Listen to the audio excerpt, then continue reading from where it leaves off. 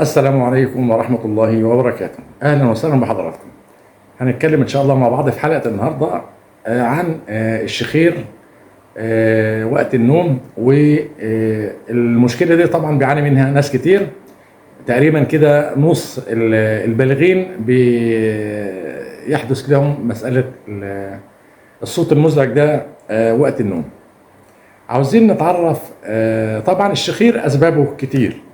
في أسباب راجعة إلى الأنف ومشاكل الأنف، وفي أسباب راجعة إلى مشاكل في الحلق واللوستين، ومشاكل ناتجة من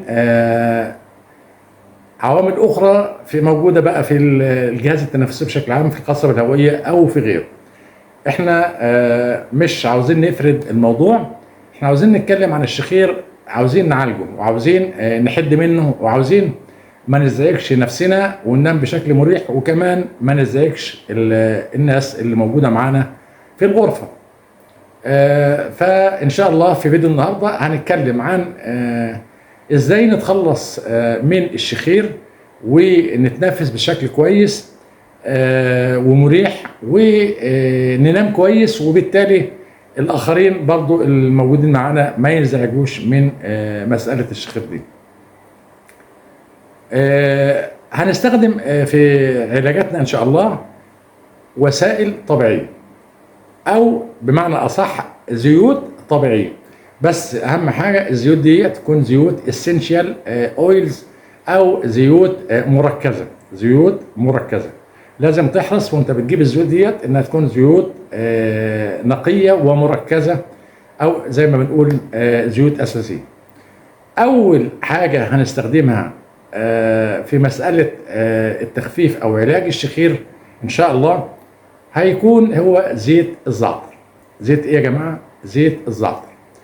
احنا هنستخدم طبعا هو في زيوت كتير ان شاء الله للتخلص والتعافي من مسألة الشخير، لكن احنا هنقلل الحمل على حضراتكم، وهنتكلم عن 4 زيوت اساسيه، اللي هو زيت الزعتر وزيت النعناع وزيت الليمون وزيت الاوكاليبتوس.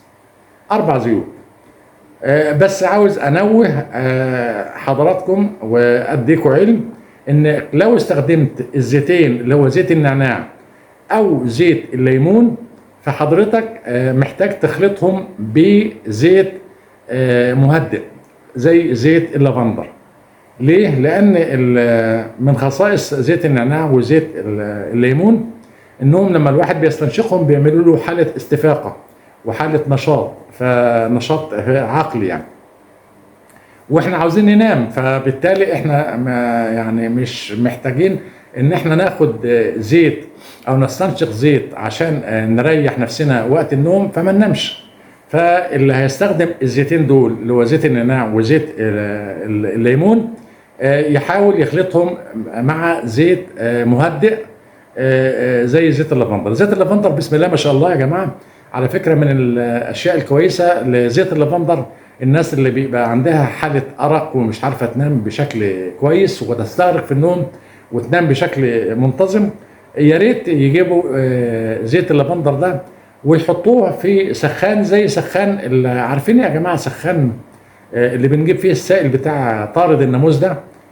ده ممكن لو عندك سخان تستخدمه يكون فارغ من اي زيوت خاصه بطوارد الناموس او البعوض، وتحط فيه زيت اللافندر وتحطه في الغرفه، هيطلع زيت ما شاء الله، هيجيب لك النوم يعني بشكل حلو قوي، يعني هيدخلك في النوم بشكل مريح وتنام وترتاح.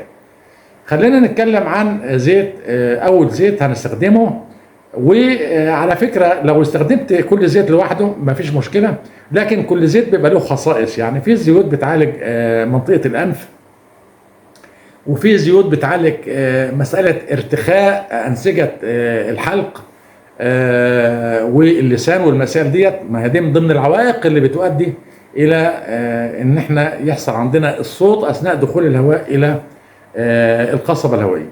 ف يعني انا افضل انك نجمع الثلاث زيوت دول مع بعض، وهنضيف عليهم الزيت اللي هو المهدئ، لان زي ما قلت احنا عندنا زيتين اللي هو زيت النعناع وزيت الليمون، دول بيثيروا النشاط الذهني فما بيخلوناش يعني نخش في النوم بشكل كويس.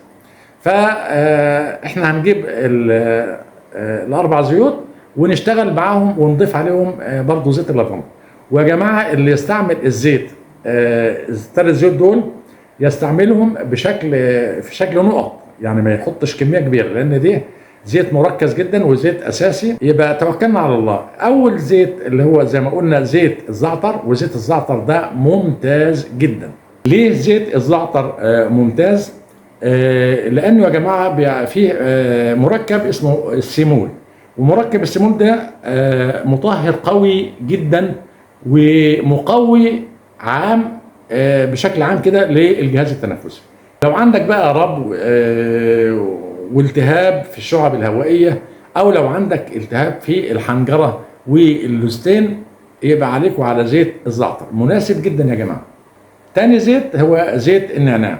وزيت النعناع طبعا كلنا عارفين انه يعني مزيل طبيعي للاحتقان، وده علشان ماده المنسول اللي موجوده فيه، فليها دور كبير قوي في تنظيف بقى الجيوب الانفيه وبتسهل التنفس، ده بخلاف انها ماده بتخفف الصداع والم العضلات.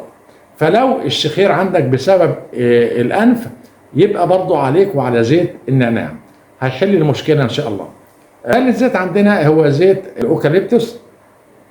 وزيت الاوكاليبتوس ممتاز جدا جدا، بيساعد في عدم ارتخاء الانسجه المبطنه للحلق. رابع زيت هو زيت الليمون. طبعا في زيوت كتيره ما شاء الله، في زيت البردقوش، في زيت الميراميه، يعني ما شاء الله في مجموعه زيوت كويسه، بس انا اخترت دول لانهم افضل الزيوت اللي هتدي لنا نتائج محترمه جدا.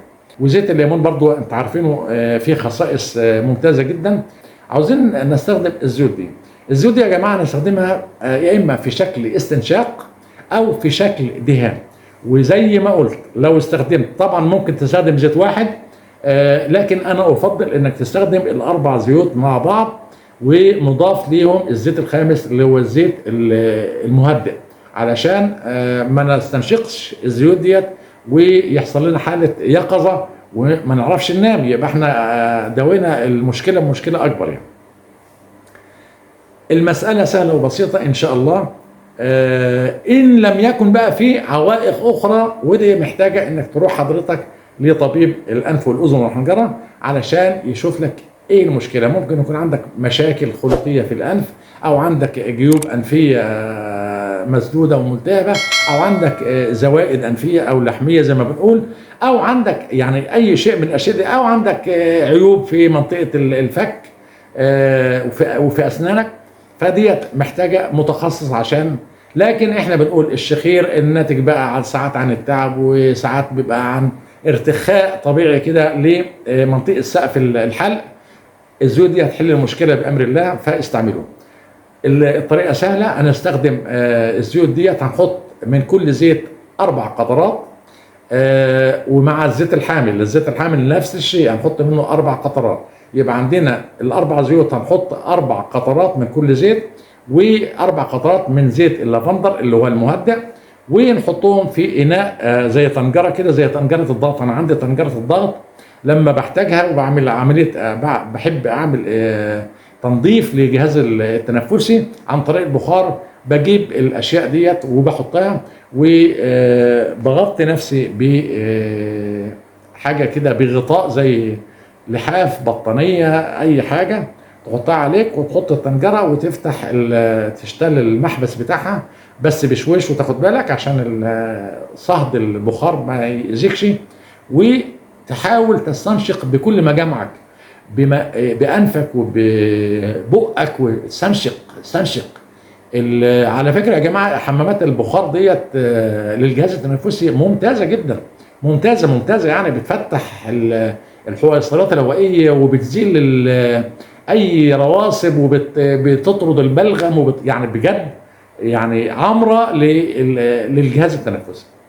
احنا هنستخدم الزيت ده، يا اما حضرتك هتجيب قلنا 4 قطرات وتحطهم يا اما في مبخر زي بتاع مبخر سائل البعوض ده، وتحطه في الحجرة مثلا قبل النوم بنص ساعة، وبعد كده تشتغل.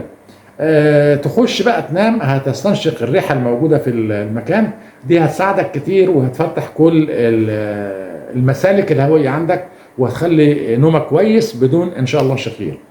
او زي ما قلت عن طريق الطنجرة ونعملوا عملية استنشاق لمدة بقى يعني ايه، يعني يومين وثلاثة واربعة ورا بعض كده، يعني كل ليلة اعمل لي ايه حمام بخار كده، واستنشق المواد الفعالة اللي في الاربع زيوت دول وبشكل كويس. هتعمل لي راحة كبيرة قوي، وهت يعني هتخلصني من مسألة الشخير. او زي ما قلت لحضراتكم ان احنا نعمله بعمليه دهان لمنطقه الانف كده وتحت الانف، ومنطقه تحت الاذنين وخلف الرقبه والصدر، وتدهن به ايه الصدر. لكن لازم يكون مخفف يا جماعه، لازم يكون ايه الزيوت دي مخففه. لو حبيت تستخدمها دهان يبقى لازم تحطها مع زيت حامل، زي زيت الزيتون، زي زيت اللوز الحلو، زي اي زيوت مفيش اي مشاكل. المهم يبقى زيت حامل عشان تخفيف، عشان ما تعملناش مشاكل جلديه. خلاص كده استعملوا الوصفه دي ان شاء الله بامر الله، مفيده قوي وهتريحكم. وانا عن نفسي انا كنت واحد من الناس اللي ما شاء الله يعني زي ما بنقول كده بالمصري مزيكة حسب الله، يعني حسب الله 17. فالحقيقة يعني الناس اللي بتنام جنبي كانت بتعاني من مسألة الصوت المرتفع ديت والشخير. ف لا يعني فلقيت الوسيلة ديت وسيلة ناجحة وناجعة ممتازة قوي، جربوها هتعجبكم وهتريحكم وهتخلصكم الشخير، وهتناموا نوم مريح ويعني كله صحة ان شاء الله. يا رب اكون قدمت لكم حاجة بسيطة ومفيدة. اشوفكم على خير وفي خير، والسلام عليكم ورحمة الله تعالى وبركاته.